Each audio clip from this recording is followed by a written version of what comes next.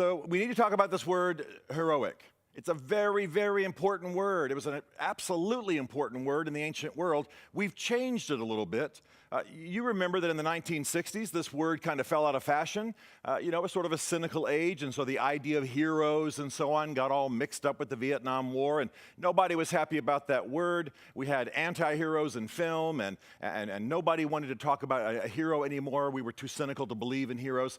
And then really it was Ronald Reagan who restored that word. It was Ronald Reagan who, during his speeches, his State of the Union addresses, would point at some hero, some policeman, some teacher up in the gallery and would say, "This is an American hero." And combined with the theme of Morning Again in America, he brought that word back. We really used that word around 9/11, didn't we? In 9/11, the first responders, the people who did heroic things, we brought that word home.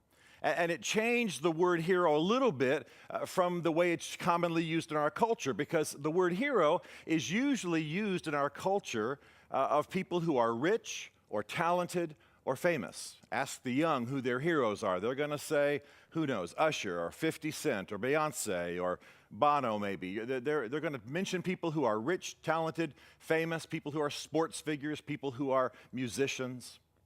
And all of that's fine. But in the ancient world, the word hero meant something very serious.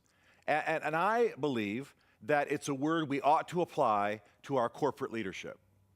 Because the word hero actually meant that it was used to describe when somebody lived in such a way that they changed a culture, broke through a barrier, did something that then dramatically changed what came after them so that those who came after them could arise to their best. In other words, they broke through a barrier, they changed a culture, they were transforming by the way they lived, and therefore they transformed the lives of those who came after them. Classic example, all true principles in the world are illustrated in my favorite movies, and one of them is Rudy.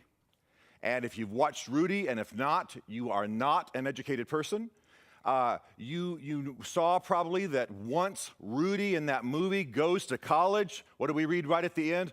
All of his brothers and sisters afterward went to college. As far as I know, I've met him and talked to him a little bit, Mr. Rudiger. All of them have continued to go, but somebody had to do it first. Rudy had to go first, and that's what broke that. Some of you might have lived out some heroic living in the sense that maybe you're the first person to go to college in your family line, or maybe you're the first person not to have an alcohol problem in your family line, or maybe you're in my family, coming from a Cherokee background, there was a cultural shift and we stopped being people angry and on the reservation and began to arise and achieve, and that's because one person turned our family culture. So that's heroic.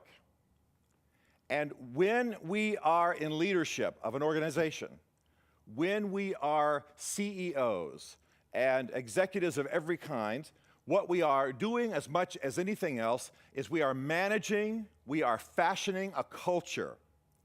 And what I want to talk to you today about is how to fashion a heroic culture. Doesn't mean people are going to grab their helmets and race out the door at a certain point and climb up the building suddenly. That's one version of the heroic.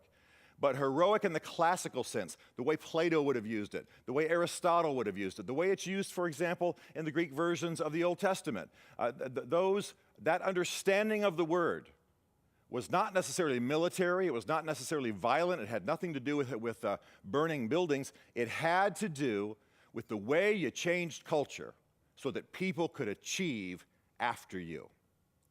And there is the principle, there is the understanding that allows us to apply this to corporate leadership, and that allows us to apply this principle to the principles and the idea of success that should pervade all of our organizations. We are meant to fashion a heroic culture in which those who come after us in our companies and our ventures are able to arise to their best and do magnificent things.